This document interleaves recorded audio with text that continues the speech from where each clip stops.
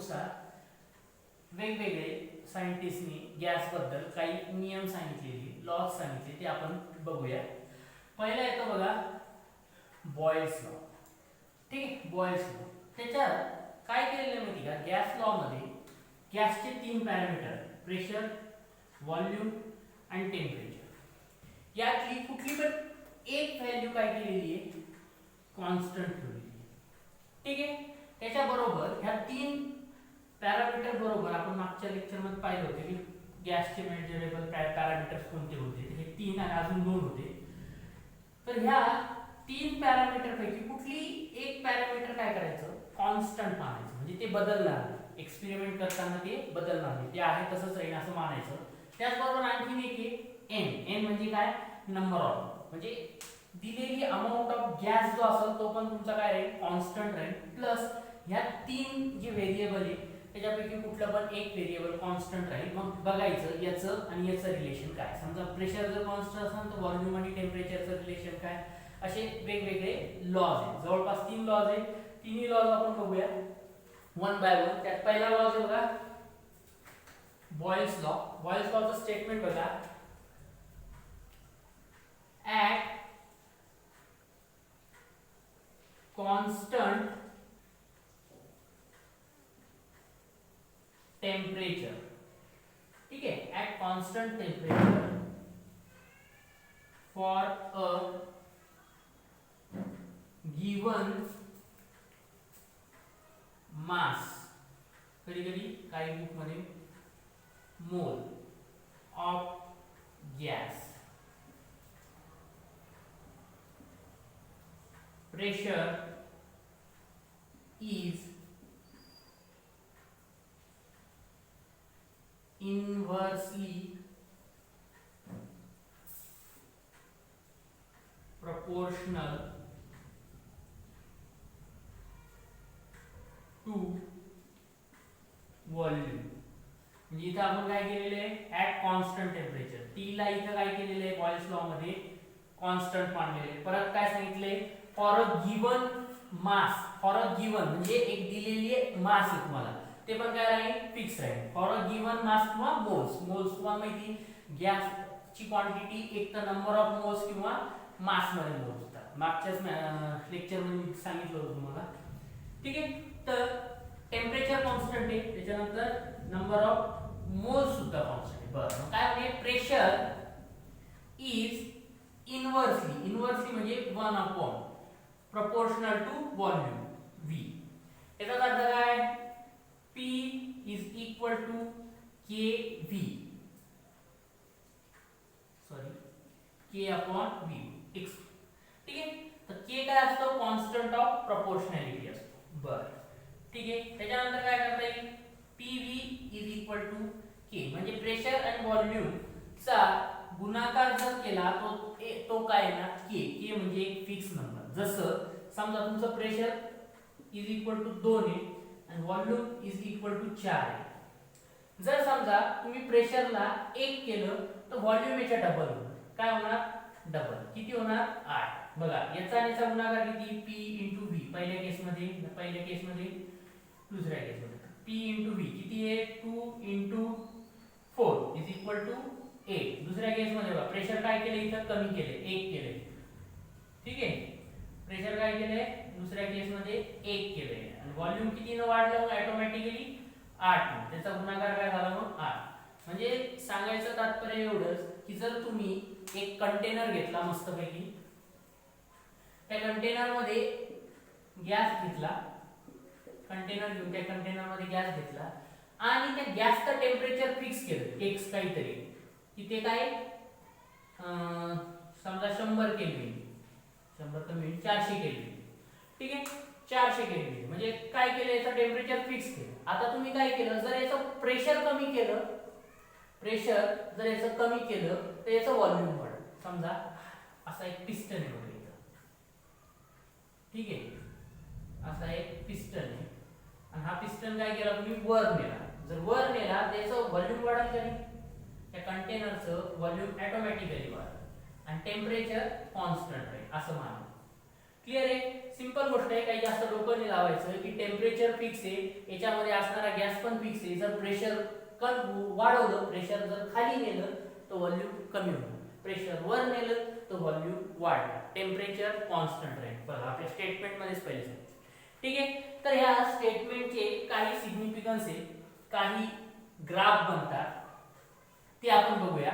त्या ग्राफवर क्वेश्चन्स येतात.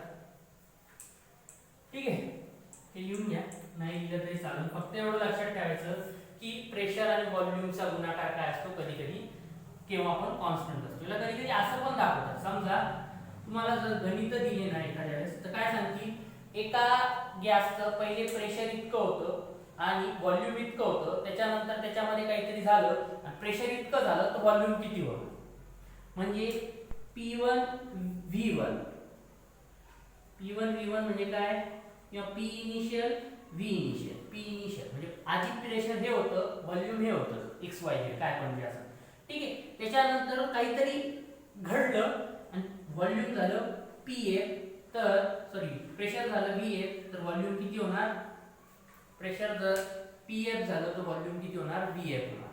म्हणजे इनिशियल आणि फायनल, प्रेशर इनिशियल आणि प्रेशर फायनल. ठीक आहे, हे गणित करताना तुम्हाला समजेल कसं करायचं, काय करायचं. सध्या फक्त एवढं लक्षात ठेवा. काही पुस्तकामध्ये याला PI VI is equal to PF VF असं दाखवलेलं आहे, आणि काही पुस्तकामध्ये त्याला असं पण दाखवलेलं आहे, P1 V1 is equal to P2 V2 is equal to P3 V3 is equal to dot dash. किती करू शकतात, काय नाही, प्रेशर आणि व्हॉल्यूमचा गुणाकार काय असणार, कधी पण सारखाच राहील. ठीक आहे, दिलेल्या गॅससाठी. ठीक आहे, हे जे काही ग्राफ्स आहेत, ते ग्राफ्सचे आपण सिग्निफिकन्स पाहू, काय काय होतं, काय काय नाही होतं, त्या ग्राफ्सनं काय काय कळतं. ठीक आहे, पहिला ग्राफ येतो का, प्रेशर वर्सेस व्हॉल्यूमचा. पहिला ग्राफ येतो बघा, प्रेशर वर्सेस व्हॉल्यूमचा. 1 बाय व्हॉल्यूमचा, सॉरी, हा तुमचा y ऍक्सिस, हा तुमचा x ऍक्सिस, आणि 1/v is equal to p. हा झाला तुमचा प्रेशर वर्सेस व्हॉल्यूमचा ग्राफ. सिंपल. काय सांगितलेलं आहे की बाबा pressure multiply by 1 by volume काय असतं म्हणे, एक स्ट्रेट लाईन असते, ती ओरिजिन होऊन जाते. बर, आता बघा या ग्राफ मध्ये कुठलाही एक पॉइंट घेतला, हा पॉइंट म्हणा, हा पॉइंट म्हणा, हा पॉइंट म्हणा, हा पॉइंट म्हणा, हा पॉइंट म्हणा, हा पॉइंट म्हणा, हा पॉइंट म्हणा, या प्रत्येक पॉइंटवर टेम्परेचर काय असतं, टेम्परेचर काय असतं, तुम्ही सांगितलेले ऍट कॉन्स्टंट टेम्परेचर. मग प्रेशर वर्सेस 1/v च्या याच्यात टेम्परेचर काय असणार, कॉन्स्टंट. टेम्परेचर काय असणार, कॉन्स्टंट. ही जर लाईन काढली तर ह्या पूर्ण लाईनवर काय राहणार, टेम्परेचर कॉन्स्टंट राहणार. म्हणजे आता हे कसं काढली सर, लाईन कशी आली तर समजून घ्या. मी तुम्हाला एक उदाहरण नव्हतं दिलं का, की समजा प्रेशर 2 होतं तर व्हॉल्यूम 4 होतं. मग प्रेशर समजा 1 झालं तर व्हॉल्यूम किती झालं, 8. समजा प्रेशर इकडे 4 झालं तर व्हॉल्यूम किती होणार, 2. गुणाकार आपल्याला सारखाच पाहिजे, गुणाकार किती पाहिजे, 8 पाहिजे. ठीक आहे, प्रेशर समजा 8 झालं तर व्हॉल्यूम किती होणार, 1. असं सिक्वेन्सली तुम्ही मस्तपैकी व्हॅल्यूज घ्यायच्या, त्या प्लॉट करत जायच्या, तुम्हाला काय मिळेल, एक स्ट्रेट लाईन.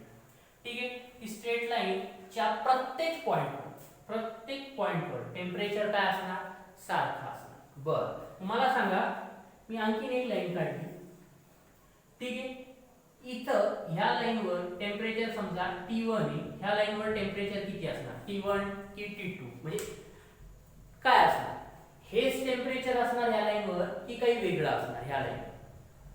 तर ह्या लाईनवर टेम्परेचर वेगळं राहील, T2 राहील. का T2 राहील बरं, सिंपल गोष्ट आहे, ही वेगळी कंडिशन, ही वेगळी कंडिशन. म्हणजे कसं बघा, तुम्ही कुठला तरी एक गॅस घेतला, जेव्हा त्याचं प्रेशर 1 बार होतं तेव्हा त्याचं व्हॉल्यूम किती झालं, 8 बार.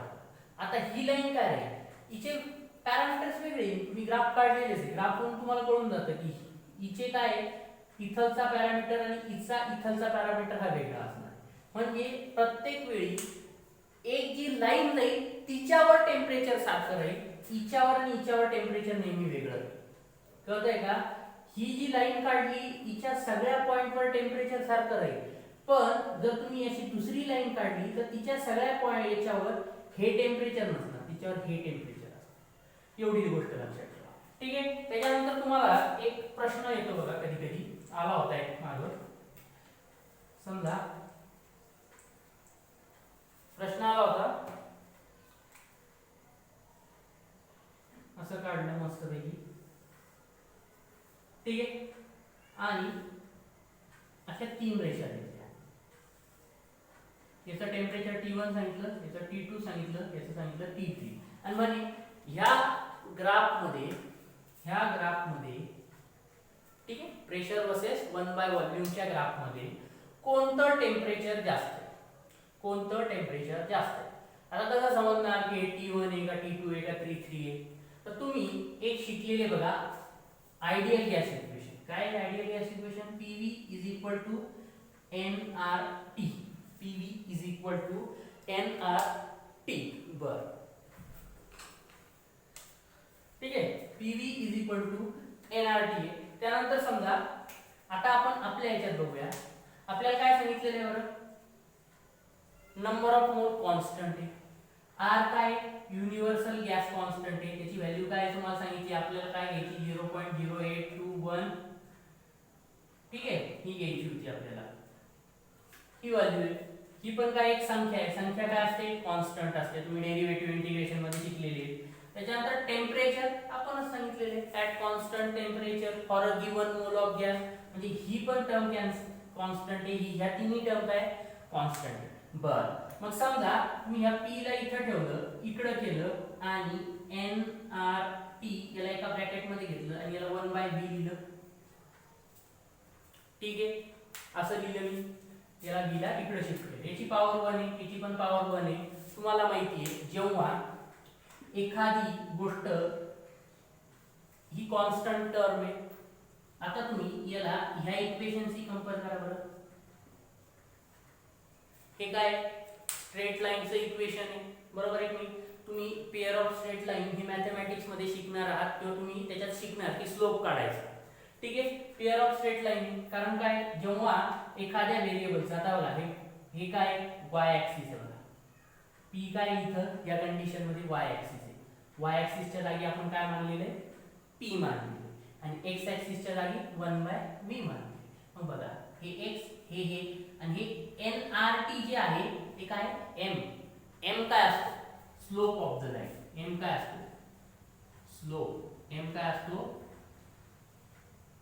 स्लोप. इथे ह्या केस मध्ये m काय? nRT slope. तर तुम्ही स्लोप शिकले का नाही माहित नाही, तुम्हाला बहुतेक फिजिक्स मध्ये झालंय, मॅथ्स मध्ये बहुतेक झालंय की माहित नाही, पण आपल्या क्लास मध्ये सपाटीसरनं शिकवलंय.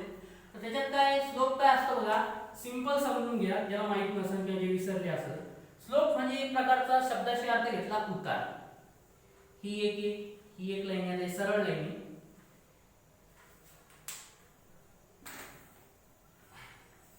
स्लोप काय असतो? एखाद्या लाईनने पॉझिटिव्ह डायरेक्शन ऑफ एक्स ऍक्सिसशी केलेला टॅन अँगल असतो. एखाद्या लाईनने पॉझिटिव्ह डायरेक्शन ऑफ एक्स ऍक्सिसशी केलेला टॅन अँगल असतो. टॅनचा रेशो घ्यायचा आणि तो अँगल मोजायचा. आता पॉझिटिव्ह डायरेक्शन एक्स ऍक्सिसची ही आहे, तिच्याशी ह्या लाईनने केलेला जो अँगल असतो त्याचा काय करायचा? हा अँगल समजा थीटा आहे, हा अँगल काय? थीटा आहे. त्याचा टॅन रेशो घ्यायचा. म्हणजे tan theta is equal to जे पण काही थीटाची व्हॅल्यू जर टाकली तर टॅनची जी काय व्हॅल्यू येईल आपण लॉग टेबल मध्ये पाहू किंवा याच्यात पाहू, तर तो काय राहील? त्या लाईनचा स्लोप राहील. समजा याचं अल्फा, तर टॅन अल्फा काय राहील? हिचा स्लोप राहील. त्याच्यानंतर तुम्ही आणखी शिकलेले बघा x2 x1 y2 y1 असं एक काही फॉर्म्युला होता, त्याच्यावरून पण तुम्ही स्लोप काढायचं शिकलेले. ठीक आहे, नेहमी आपण स्लोप काढताना काय करतो की त्या लाईनने पॉझिटिव्ह डायरेक्शन ऑफ एक्स ऍक्सिसशी केलेला अँगल असतो. ठीक आहे, एवढी जरी इन्फॉर्मेशन माहित असली तरी खूप झाले. स्लोप काढण्याच्या भरपूर पद्धती. त्याच्यानंतर हा y काय? तर हा ऍक्सिस झाला, y ऍक्सिस हा x झाला. आणि हा c काय असतो? वाय इंटरसेप्ट असतो. ह्या केसमध्ये इथे वाय इंटरसेप्ट किती आहे 0 आहे, म्हणून ही लाईन काय होते याच्यातून जाते ओरिजिन मधून. तुम्हाला जेव्हा पेअर ऑफ स्ट्रेट लाईन येईल जेव्हा या सी ची व्हॅल्यू 0 असते तेव्हा ती लाईन सेंटर मधून जाते. काय जाते ओरिजिन मधून किंवा सेंटर मधून जात असते कुठल्याही कार्टेशियन कोऑर्डिनेट. ठीक आहे, तर एवढी गोष्ट लक्षात ठेवा की स्लोप काय असतो पॉझिटिव्ह डायरेक्शनशी केलेला अँगल असतो. एक्स ऍक्सिसच्या पॉझिटिव्ह डायरेक्शननी त्या लाईनने केलेला अँगल असतो. बरं, टॅनचा रेशो घेतलेला हो ना, टॅनचा रेशो घ्यावा लागतो. आता मला सांगा ही या तीन लाईनी आहेत, याच्यात आपल्याला कोणाचा स्लोप जास्त दिसतोय, कोणाचा असा उतार जास्त दिसतो, इचा, त्याच्यानंतर इचा, त्याच्यानंतर इचा. बरं ठीक, हे आता इथं बघा या इक्वेशन मध्ये काय सांगितलेलं आहे एनआरटी ची व्हॅल्यू काय m, एनआरटी ची व्हॅल्यू काय m. आता मला सांगा n बदलणार आहे का, आपल्याला एक ठराविक गॅस दिलेला आहे for a given mole of gas किंवा for a given mass of gas, म्हणजे गॅस काय कॉन्स्टंट आहे, गॅस काय जेवढा दिलाय तेवढा आहे, तो काय बदलणार आहे का नाही. r ची व्हॅल्यू बदलणार आहे का, ही तर एकदम कॉन्स्टंट आहे, r ची व्हॅल्यू पण बदलणार नाही. मग आता टेम्परेचर आपल्याला काय सांगितलंय की ह्या तीन मध्ये कोणतं जास्त आहे. टेम्परेचर कधी जास्त येईल जेव्हा ह्या टी ची व्हॅल्यू जास्त असेल, जेव्हा ह्या टी ची व्हॅल्यू जास्त असणार. टी नथिंग बट काय स्लोप आहे, ज्याचा स्लोप जास्त त्याच्या काय असणार टेम्परेचर जास्त. सिंपल गोष्ट आहे, ज्याचा स्लोप जास्त त्याचा टेम्परेचर जास्त. याच्यात बघा याच्यात आणि याच्यात कोणत्या लाईनचा उतार जास्त दिसतोय बघा, पॉझिटिव्ह डायरेक्शन ऑफ ऍक्सिस सोबत याने इतका अँगल केलाय, समजा हा थीटा आहे, याने थीटा डॅश केलाय म्हणजे याच्यापेक्षा जास्त केलाय, याने बघा याच्यापेक्षा जास्त केलाय म्हणजे याचा जो थीटा डबल डॅश जो असेल हा जास्त अँगल असेल, म्हणजे T1 चा अँगल जास्त आहे. आणि तुम्हाला माहिती जेवढा टॅन मध्ये अँगल थीटा वाढत जातो तेवढा काय होतो स्लोपची व्हॅल्यू वाढत जात असते.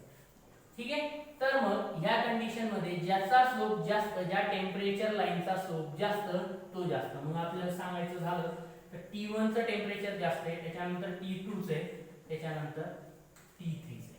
कशावरून काढलं अँगल बघितला, हा अँगल बघा positive direction of x axis ची काय छोटा आहे, हा त्याच्यापेक्षा मोठा आहे, हा त्याच्यापेक्षा मोठा आहे. जो मोठा असतो तो काय असतो जास्त स्लोप वाला असतो. जास्त स्लोप वाला आहे तर त्याचं काय राहील व्हॅल्यू पण जास्त राहील. टी ची व्हॅल्यू इथं सबस्टिट्यूट करा, इथं व्हॅल्यू ज्याची जास्त राहील तीच हा गुणाकार काही सारखा आहे. समजा NRT ही फिक्स आहे, समजा ही 1 आहे, R पण काय जी व्हॅल्यू तिला पण समजा x केलंय. ठीक आहे, आणि टी समजून घ्या पहिल्या केस मध्ये 10, दुसऱ्या केस मध्ये 7 ह्या, आणि तिसऱ्या केस मध्ये 5. कारण बघा अँगल कमी आहे तर व्हॅल्यू पण कमी आहे, अँगल वाढला व्हॅल्यू वाढली, व्हॅल्यू वाढली. इथं 1/x जसंच्या तसं, कारण हे कॉन्स्टंट आहे हे बी कॉन्स्टंट आहे, त्याच्यानंतर 1 × x 1 × x हे सारखंच आहे, फक्त टेम्परेचर काय वेगळं वेगळं. सर तुम्ही तर म्हटले होते at constant temperature, at constant temperature फक्त ह्या लाईनच्या पॉइंटवर आहे, ह्या लाईनच्या पॉइंटवर.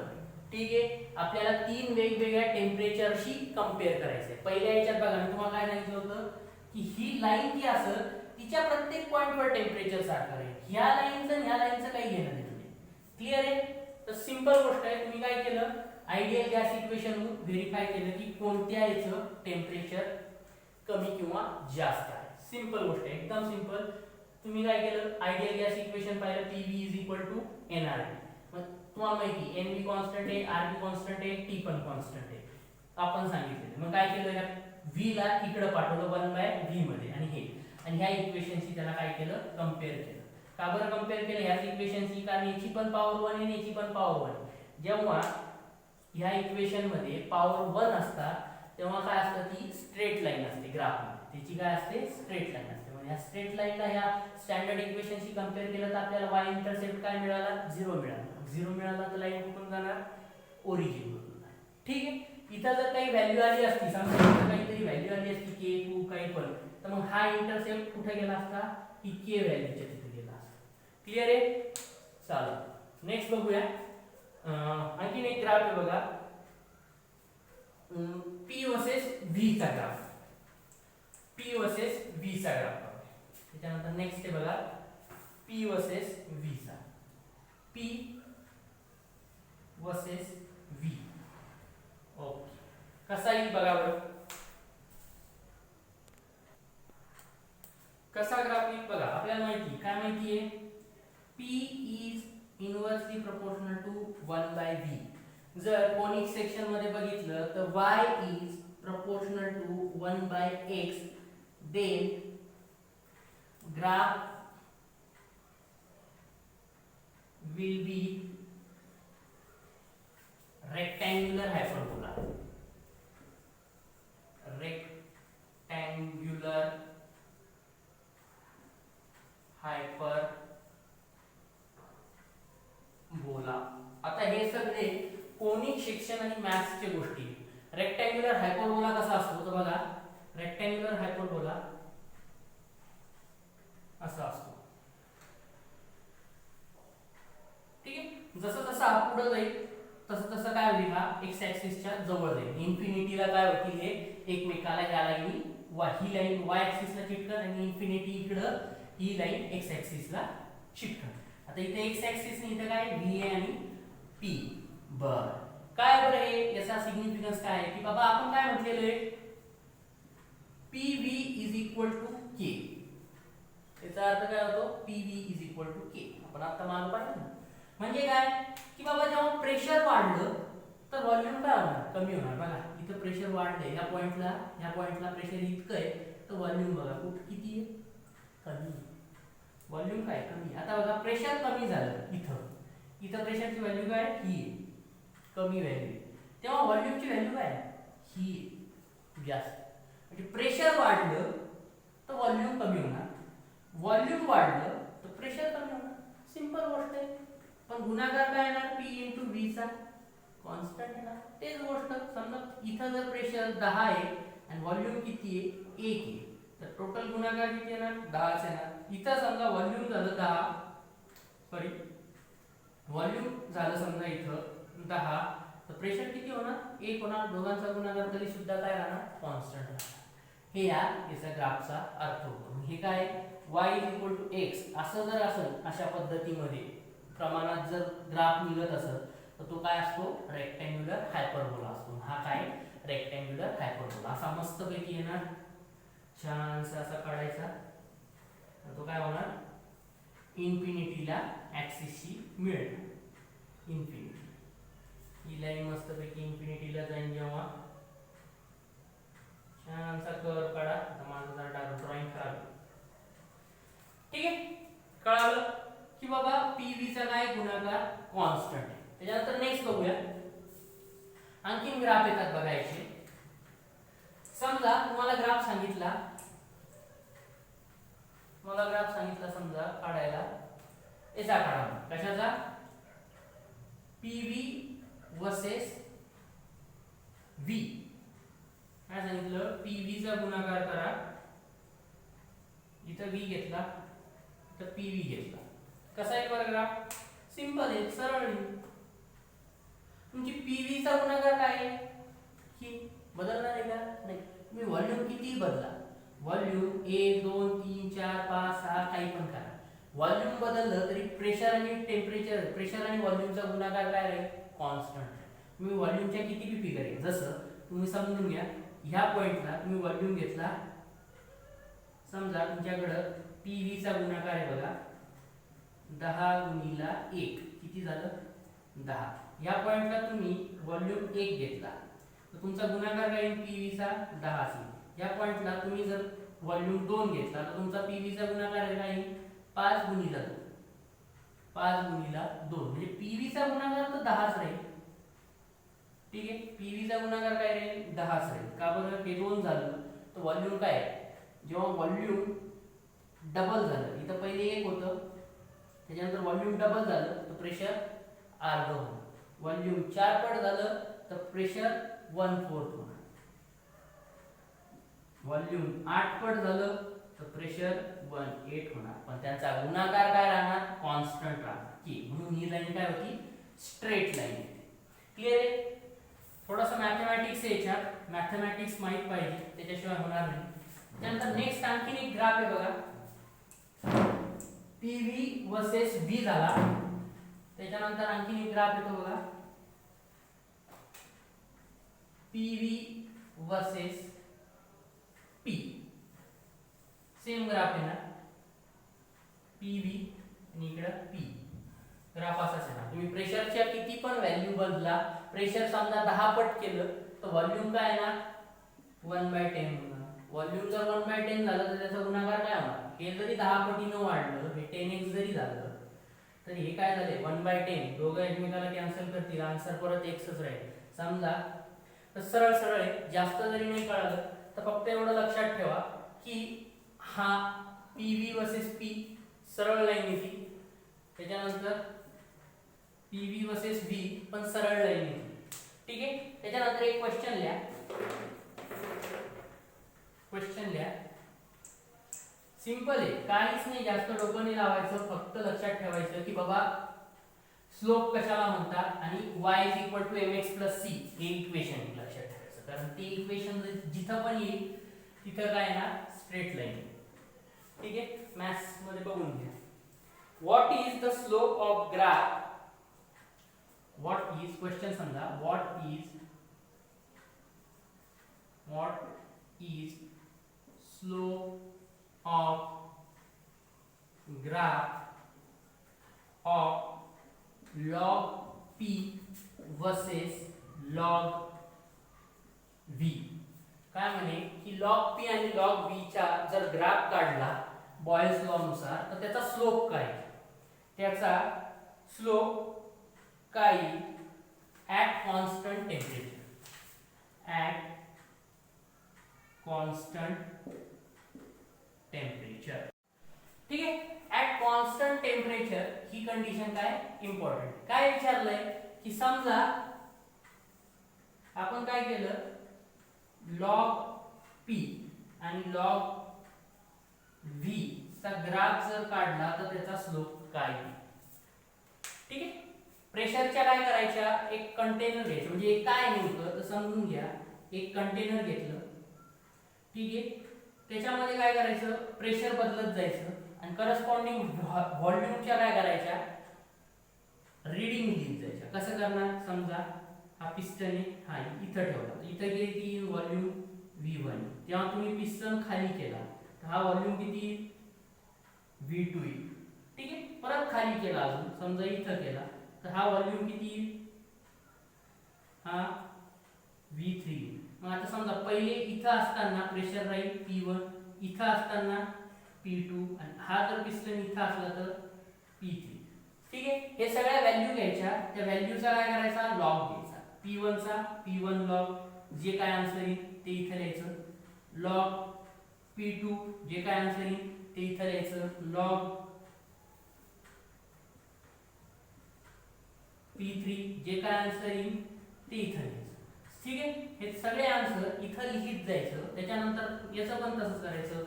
लॉग V1 घ्यायचा, जे काय त्याचा लॉग V ची व्हॅल्यू आहे इथं लिहायची. लॉग V2 जे काय आहे त्याची व्हॅल्यू, लॉग V3 जी काय व्हॅल्यू आहे ती इथं लिहायची. मग ह्या व्हॅल्यू काय करायच्या, ह्या कार्टेशियन मध्ये प्लॉट करायच्या आणि त्या 3 पॉइंट म्हणून काय करायची, एक जाणारी लाईन काढायची आणि बघायचं त्या लाईनचा स्लोप काय. ठीक आहे. असं ते एक्सपेरिमेंट आहे. तर आपल्याला एक्सपेरिमेंट करत नाही बसायचा, आपल्याला मॅथमॅटिक्स नुसार काय करायचंय, हा व्हॅल्यू फाइंड करायची. कळालं. वेगवेगळ्या व्हॅल्यू घ्यायच्या प्रेशरच्या, प्रेशर कमी जास्त करायचं, त्याच्यानुसार व्हॉल्यूमच्या व्हॅल्यू रेकॉर्ड करायच्या. मग त्या व्हॅल्यूचं काय करायचं, लॉग घ्यायचं. लॉग घेतल्याच्या नंतर त्याची व्हॅल्यू काढायची. तुम्हाला माहिती तुमच्याकडे लॉग टेबल आहे, लॉग टेबल मध्ये व्हॅल्यू निघत जाते, त्याच्या काढ. जेव्हा आपण प्रॉब्लेम्स घेऊ तेव्हा तुम्हाला चांगल्या पद्धतीने कळेल. आता फक्त सध्या लक्षात ठेवा, आपल्याला एक गोष्ट माहिती, काय माहिती आहे, ॲट कॉन्स्टंट टेम्परेचर काय असतं, pressure is inversely proportional to volume. At constant temperature pressure is inversely proportional to volume. P is equal to K upon V. समजा हे P इकडे पाठवलं, PV is equal to K constant. ठीक आहे. मग taking log to both side, taking log to both side, दोन्ही बाजूचा काय केला आपण लॉग घेतला. Log PV is equal to log K. बरं, त्याच्यानंतर तुम्हाला लॉगचे नियम तर माहीतच असेल. Log A B is equal to log A plus log B. याला माहीत नसेल त्यांनी असं लिहून ठेवा. हे ए, हे काय ए लॉग ए बी म्हणजे इथं काय पी बी आहे, तर मग काय log P plus log v is equal to log K. ठीक आहे, इकडे लिहितो, ज्याला माहित असेल त्यांनी इथे लिहा. आता हा लॉग v काय केला मी इकडे पाठवला. लॉग p जसाच तसा ठेवला, त्याच्यानंतर काय केलं मायनस हा लॉग v पॉझिटिव्ह इकडे गेल्यावर log v plus log k. ठीक आहे, कंपेअरिंग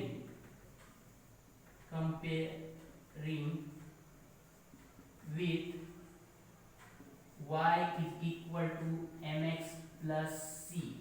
का बरं याच्याशी बघा, याचा पॉवर काय 1, याचा पण पॉवर काय 1. आपल्याला हेच प्लॉट करणे ना, लॉग p आणि लॉग b, याच्या दोघांचा पॉवर काय 1 1. मग जेव्हा एखाद्या इक्वेशनचा पॉवर 1 असतो तेव्हा ते इक्वेशन काय असतं स्ट्रेट लाईन. त्याचा ग्राफ काय येत असतो स्ट्रेट लाईन असते. जे पण इक्वेशन ज्याचा पॉवर हा 1 असतो त्या इक्वेशन मधून ग्राफ जर प्लॉट केला तर तो ग्राफ काय येतो स्ट्रेट लाईन. ठीक आहे, तर मग याच्याशी जर कंपेअर केलं तर y काय लॉग p, बर x काय लॉग b, x काय लॉग b, आणि हे काय c म्हणजे लॉग k. बर, मग m काय m बघा, हे मायनस शब्द आहे का, म्हणजे काय -1. m ची व्हॅल्यू काय -1. मग याचा स्लोप काय कंपेअर करा. x ची हे log b, y log p, आणि मायनस हे काय म्हणजे याला असं पण लिहू शकतो ना मी -1 गुणिले हे. m ची व्हॅल्यू काय -1 आणि c ची व्हॅल्यू काय k. याचा जर ग्राफ जर काढायचा झाला तर हा ग्राफ कसा येईल माहिती का, हा ग्राफ येईल आणि हा जो भाग येईल हा काय असणार y intercept k log k. याची व्हॅल्यू काय असणार log k. कस काय, सिंपल गोष्ट आहे. हा काय असतो c काय असतो y इंटरसेप्ट, y ला जो इंटरसेप्ट झालेला असतो त्याची व्हॅल्यू काय log k. इथं जे काय log k ची जी व्हॅल्यू आहे ती, आणि तिथून पुढे काय स्ट्रेट लाईन. ठीक आहे, चला तर हे काय आलंय स्लोप काय आलेला आहे -1. क्लियर आहे, सगळ्या तुमचे बेसिक इक्वेशन आहे तेच केले. बर ठीक आहे, चला आय थिंक एक मिनिट सॉरी एक चुकलं. स्लोप -1 आलेला आहे. स्लोप काय आलेला आहे -1 आलेला आहे. जेव्हा स्लोप पॉझिटिव्ह येतो ना, जेव्हा स्लोप पॉझिटिव्ह येतो तेव्हा लाईन अशी येते. जेव्हा स्लोप पॉझिटिव्ह येतो तेव्हा लाईन अशी येते. जेव्हा pair of straight line chapter शिकाल नाही मॅथ्स मध्ये तेव्हा तुम्हाला सगळं समजेल. अशी येते. ठीक आहे, इथं काय आलाय स्लोप मायनस आलाय, तर मायनस स्लोप असताना लाईन अशी येते. लाईन काय होते अशी उलटी काढावी लागते. हा जो भाग राहील हा काय राहील लॉग के, y इंटरसेप्ट हा काय लॉग के. कळालं, मायनस लाईन अशी येते प्लस लाईन अशी येते, मायनस अशी प्लस अशी. क्लियर आहे, ही मायनस ही काय असते मायनस m वाली लाईन. ठीक आहे, करेक्शन करून घ्या. चालू नेक्स्ट आहे बघा, नेक्स्ट ग्राफ बघू आणखी लॉग के y इंटरसेप्ट. ठीक आहे,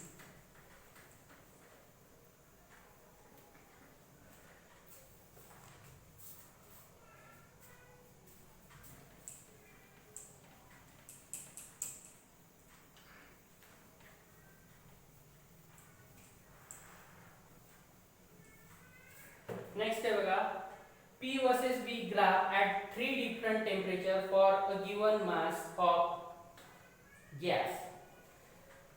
ठीक है,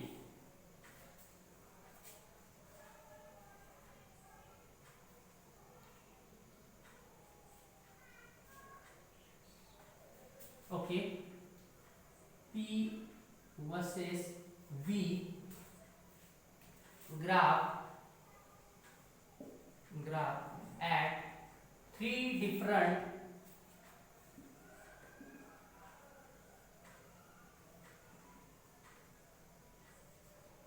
temperature for given mass of gas. बघा एक मस्तपैकी तुम्हाला ग्राफ दिलाय, पी वर्सेस व्ही ची हे काढलाय, काय इकडं पी आहे, इकडं काय व्ही आहे, आणि असे तीन काढले. ठीक आहे. ह्या प्रत्येक पॉइंटवर काय असणार, टेम्परेचर सारखंच. काय असणार, टेम्परेचर सारखं. ह्या लाईनवर पूर्ण ठिकाणी टेम्परेचर सारखं असणार, ह्या लाईनवर पूर्ण टेम्परेचर सारखं, या लाईनवर पूर्ण टेम्परेचर सारखं. कधी कधी अशा प्रकारच्या लाईन्स ज्या असतात ज्याच्यावर पूर्ण टेम्परेचर सारखं असतं, प्रत्येक पॉइंटवर काय टेम्परेचर सारखं असतं, त्यांना काय म्हणतात, आयसोथर्म. काय म्हणतात, आयसोथर्म्स किंवा आयसोथर्म. आयसोथर्म म्हणजे काय, सेम टेम्परेचर, काय सेम, म्हणजे सगळ्या काय आयसोथर्मिक लाईन. आयसोथर्मिक म्हणजे प्रत्येक पॉइंटवर ह्या लाईनच्या टेम्परेचर काय आहे, कॉन्स्टंट आहे. बर ठीक आहे. मग आपण पुढे बघूया काय विचारलेले, previous 3 different point given mass of gas. याच्यामध्ये तुम्हाला ऑप्शन दिलेले, ऑप्शन ए सॉरी ठीक आहे, हिचं टेम्परेचर T3 आहे, हिचं टेम्परेचर T2 आहे आणि हिचं टेम्परेचर T1. काय विचारलंय बघा, तुम्हाला रिलेशन विचारलेलं आहे की या तीन लाईन मध्ये काय रिलेशन राहील टेम्परेचरचं, T1 is equal to T2 is equal to T3. Option B आहे T1 greater than T2 greater than T3. Option C T1 less than T2 less than T3. Option D none, यातलं एकही नाही. बरं ठीक आहे.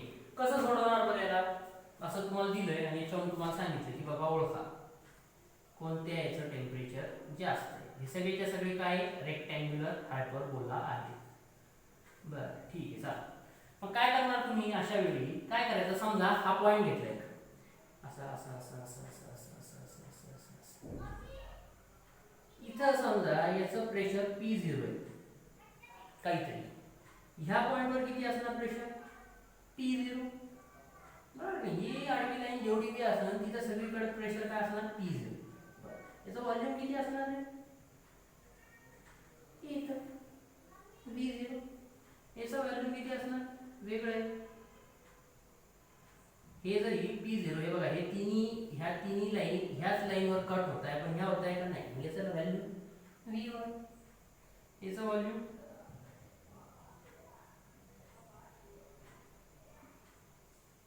V2. आता मला सांगा या V1 V0 आणि V2 मध्ये सर्वात जास्त कोणाची व्हॅल्यू आहे, याची व्हॅल्यू आहे, आणि सर्वात जास्त व्हॅल्यू याची आहे. प्रेशर सर्वांचं सारखं आहे बघा, इथं पण P0 आहे, इथं पण P0 आहे बघा, इथं पण P0. ग्राफ कळतो तुम्हाला, ह्या लाईनवर सगळं जे काय असणार सारखंच राहणार. ही पण P0 व्हॅल्यू, ही पण P0 व्हॅल्यू, ही पण P0 व्हॅल्यू. आपल्याला एक काय माहिती आहे की PV is equal to K. PV is equal to K. आता P तर सगळ्यांचं सारखं आहे बघा, याचा जर गुणाकार केला पहिल्या लाईनचा या T1 साठी तर काय येणार, P0 V0. बरोबर. दुसऱ्यासाठी काय येणार, P0 V1 P0 V2. आता याच्या तिन्ही मध्ये हे वेगळे बघा, आणि याचा गुणाकार तिघांमध्ये कोणाचा जास्त राहील, याचा राहील. का जास्त राहील, कारण हे बघा इथं दिसतंय ग्राफ मध्ये हा ह्या पॉइंटला आहे, V2 ची व्हॅल्यू ही, याचा गुणाकार जास्त आहे, मग हा काय गुणाकार जास्त आहे. ठीक आहे, याचा गुणाकार जास्त आहे. आता तुम्हाला आयडियल गॅस इक्वेशन मिळते, PV is equal to nRT. PV is equal to nRT. n काय तुमचं ह्या केस मध्ये कॉन्स्टंट आहे, काय सांगितलेले, for a given mass of gas. For a given मास दिलं की समजून जायचं n काय कॉन्स्टंट आहे, r तर कॉन्स्टंट आहे, r ची व्हॅल्यू ही काही बदलत नाही, 0.0821. ओके, ही पण कॉन्स्टंट आहे. मग आता काय सांगितलं की PV कशाला प्रोपोर्शनल आहे, तुमच्या टेम्परेचरला. कारण ही कॉन्स्टंट आहे, ही सुद्धा कॉन्स्टंट आहे, त्यामुळे तुमच्या PV चा गुणाकार काय टेम्परेचरला कॉन्स्टंट आहे. म्हणजे जेवढा PV चा गुणाकार जास्त तेवढं टेम्परेचर जास्त, जेवढा PV चा गुणाकार जास्त तेवढं टेम्परेचर जास्त. मग याच्यात PV चा गुणाकार कोणाचा जास्त आहे याचा, मग ही लाईन कोणाची आहे T3 ची, मग T3 सर्वात जास्त. त्याच्यानंतर ह्याचा गुणाकार जास्त आहे T2 वाल्याचा, हा म्हणजे 1 नंबर 2 नंबर 3 नंबर सर्वात जास्त हे. T3 greater than T2 greater than T1, option C correct. कारण इथं P बघा P0 सगळीकडे सारखं आहे, मग याचा काही घेणं नाही आपल्याला. याच्यात बघा हे इथे आहे, हे इथे आहे, हे इथे आहे, आणि ह्या इक्वेशन काय कळालं आपल्याला की फॉर अ गिवन मास म्हणजे हे पण कॉन्स्टंट आहे, R तर युनिव्हर्सल गॅस कॉन्स्टंट आहे, तो कॉन्स्टंट राहणार. म्हणजे PV चा गुणाकार कोणाला प्रोपोर्शनल आहे T ला प्रोपोर्शनल आहे. ठीक आहे, तर T ला प्रोपोर्शनल असल्यामुळे मग काय होईल ज्याचा PV चा गुणाकार जास्त त्याचा T जास्त, डायरेक्टली प्रोपोर्शनल आहे. मग डायरेक्टली प्रोपोर्शनल असतं. जर असं असतं तर समजा PV 1 इनव्हर्स, तर ज्याचा PV चा गुणाकार जास्त त्याचा x काय कमी, असं जर असलं. ज्याचा प्रेशर व्हॉल्यूमचा गुणाकार जास्त त्याचा इनव्हर्सली प्रोपोर्शनल. 1 समथिंग असलं तर काय असतं इनव्हर्सली प्रोपोर्शनल. इनव्हर्सली मध्ये जर एक वाढलं तर दुसरं काय होतं कमी होतं. ठीक आहे चालेल. तर मग हे काय होईल याच्यामध्ये काय होईल सी ऑप्शन. त्याच्यानंतर अजून 2 गणित आहे, बघूया 1 बाय 1. ठीक आहे, हा एक कंटेनर दिला आहे तुम्हाला, त्या कंटेनर मध्ये काय आहे गॅस आहे. ठीक आहे, त्या गॅसचं प्रेशर किती आहे 2 ऍटमॉस्फिअर आहे. ह्या कंटेनरचं एवढ्या भागाचं व्हॉल्यूम किती आहे 10 लिटर. किती आहे व्हॉल्यूम 10 लिटर आहे, प्रेशर किती 2 ऍटमॉस्फिअर. बरं म्हणजे ठीक, प्रेशर किती आहे 2 atm, व्हॉल्यूम किती आहे 10 लिटर. ओके, त्याच्यानंतर ह्यांच्यामध्ये एक कॉर्क फिट केलेलं आहे, एक काय केली तोटी फिट केलेली आहे, आणि इकडे आहे ना गॅस काहीच नाही. इकडे काय गॅस काहीच नाही. मग आता यांनी प्रश्न काय विचारला, if we open the cork then what will be the pressure inside the whole container. या पूर्ण कंटेनर मध्ये प्रेशर किती होईल. हा कॉर्क आपण असा काय केला आता उघडलाय. आता काय केला समजा उघडलाय, आता इकडून काय होईल एअर इकडे जाईल आणि सगळ्या कंटेनर मध्ये काय करेल ऑक्युपाय होईल. ऑक्युपाय झाल्याच्या नंतर काय होईल की आपल्याला चेक करायचं आहे की ह्या टोटल आता कंटेनर मध्ये किती प्रेशर. म्हणजे आपल्याला इनिशियली ह्या एवढ्या कंटेनर मध्ये प्रेशर किती होतं 2 ऍटमॉस्फिअर, म्हणून आपण त्याला इनिशियल म्हणू. ठीक आहे 10 लिटर. ठीक आहे, त्याच्यानंतर फायनलला काय झालं, फायनलला व्हॉल्यूम किती झालं, व्हॉल्यूम डबल झालं. व्हॉल्यूम किती झालं डबल. आणि इथं काय सांगितलेलं बघा, एक गोष्ट लिहायची राहिलं, हिअर व्हॉल्यूम increase,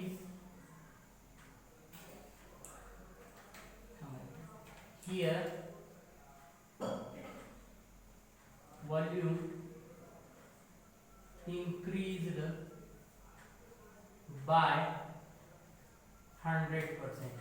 प्रॉब्लेम मध्येच दिलेले आहे काय हे लिहायचं राहिलं मला प्रॉब्लेम मध्ये की काय झालं इथं की जेव्हा हा गॅस सगळा इकडे गेला तर ते हे जो कॉर्क उघडला, आपण कॉर्क उघडल्याच्या नंतर काय झालंय म्हणे की हे जे व्हॉल्यूम आहे ना म्हणे हे किती झालंय म्हणे 100%. किती 100%. म्हणजे पहिले 10 लिटर होतं आता किती झालंय 20 लिटर झाले. मग फायनल मध्ये हा सगळा गॅस इकडे ऑक्युपाय झाल्याच्या नंतर टोटल गॅसचं व्हॉल्यूम किती झालेलं आहे VF किती झालं मग 20 लिटर. किती झालंय 20 लिटर. आणि प्रेशर आपल्याला माहिती आहे का PF नाही काढायचं, प्रेशर काय करायचंय काढायचं. काय सांगितलं होतं की बाबा पहिले कॉर्क लावलेला होता, पहिले काय होता कॉर्क लावलेला होता, फक्त इकडे गॅस होता, इकडे जो गॅस होता तो किती प्रेशर खाली होता 2 atm, आणि त्याचं व्हॉल्यूम किती होतं 10 लिटर. त्याच्यानंतर काय केलं कॉर्क उघडला, सगळा इकडचा गॅस इकडे गेला, काय झालं आता त्या गॅसचं व्हॉल्यूम 100% ने वाढलं. 100% ने वाढलं म्हणजे काय झालं आधी 10 होतं आता अजून काय झालं 10 ने वाढलं. म्हणजे काय झालं आता ते टोटल 200 हे सॉरी 10 10 20 झालं. आता काय झालं 10 10 20 झालं. मग इथं काय लिहिलं आपण व्हॉल्यूम फायनल किती झालं याचं 10 म्हणून आणि याचं 10 म्हणून 20 लिटर. बघ मग आपल्याला काय करायचंय आता हे सगळं कॉक उघडल्याच्या नंतर इथं जे गॅस आहे पूर्ण या कंटेनर मध्ये त्याचं प्रेशर किती आहे आपल्याला माहिती आहे गॅस आहे. मी तुम्हाला एक फॉर्म्युला सांगितला होता आता PI VI is equal to PF VL. बस व्हॅल्यू टाका 2 into 10 is equal to 20 into PF. हे इकडे गेलं 20 हे 20 गेलं cancel. PF is equal to 1 ATM. खतम. बस बस एवढंच आहे बाकी काहीच नाही. सिंपल होतं फार सिंपल गणित आहे. MST CET ला येऊ शकतं नीटला येण्याचे चान्सेस फार कमी. ठीक आहे सिंपल लॉजिक लावायचं होतं फक्त की काय बाबा व्हॉल्यूम 100% ने इन्क्रीज झालं म्हणजे व्हॉल्यूम काय झालंय डबल झालं. आणि हा गॅस काय झालाय सगळ्या ह्या कंटेनर मध्ये इक्वली डिस्ट्रीब्यूट झालाय. बरं ठीक आहे नेक्स्ट क्वेश्चन आहे मी लिहितो तोपर्यंत पॉज करतो. ठीक आहे नेक्स्ट आहे बघा असं एक तुम्हाला डायग्राम दिली. डायग्राम मध्ये काय सांगितलेलं आहे की हा एक कंटेनर आहे त्याला हा पिस्टन लावलेला आहे असं मस्तपैकी प्लंजर आणि ह्या भागाचं ह्या इतक्या भागाचं व्हॉल्यूम आहे 1 लिटर आणि ह्या याच्यामध्ये काय केलंय गॅस फिल केलेला आहे. पण गॅस फिल करताना इथे काय टाकलेले मार्बल्स टाकले. काय टाकलेले मार्बल्स किती आहे 10 मार्बल्स. किती आहे 10 मार्बल्स. याच्यामध्ये काय टाकलेले 10 मार्बल्स टाकलेले. ठीक आहे आणि असं ठेवलं. त्यानंतर काय केलंय याच्यामध्ये जो गॅस आहे त्याचं प्रेशर किती आहे 100 ॲटमॉस्फिअर. किती आहे 100 ॲटमॉस्फिअर. आता काय केलेलं आहे प्रेशर अप्लाय केलं. याच्यावर काय केलंय प्रेशर म्हणजे प्लंजर असं खाली ढकललं. खाली ढकलल्याच्या नंतर त्याचं व्हॉल्यूम काय झालेलं आहे कमी होऊन 625 ml झालं. किती झालेलं आहे 625 ml झाले. पण याच्या आतमध्ये जे प्रेशर आहे ते कितीने इन्क्रीज झालंय म्हणे 100%. प्रेशर कितीने इन्क्रीज झालंय याला जर असं खाली दाबलं याच्या आतमधलं प्रेशर कितीने इन्क्रीज झालं म्हणे 100%. 100% म्हणजे आधी 100 होतं 100% वाढलं म्हणजे किती झालं असणार इथं 200 झालं. ठीक आहे आपण ते बघू. तर आपल्याला विचारलं then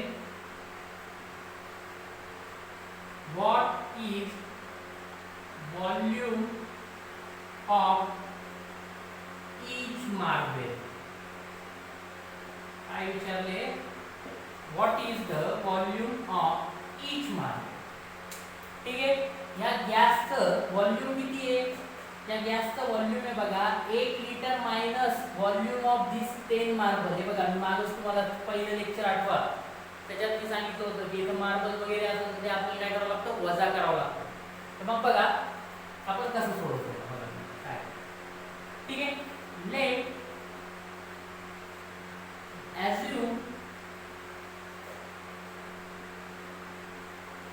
assume that volume of each marble will be V. प्रत्येक मार्बलचं व्हॉल्यूम किती म्हणे V. तर मग आपल्याकडे किती मार्बल आहे 10 मार्बल्स आहेत. 10 मार्बल्सचं व्हॉल्यूम किती होणार 10V. therefore volume of 10 marbles is equal to 10V. ठीक आहे मग आता मला सांगा आपल्याला ह्या व्हॉल्यूम मधून हे व्हॉल्यूम काय करायचंय वजा करायचंय. म्हणून कसं करणार बरं इनिशियली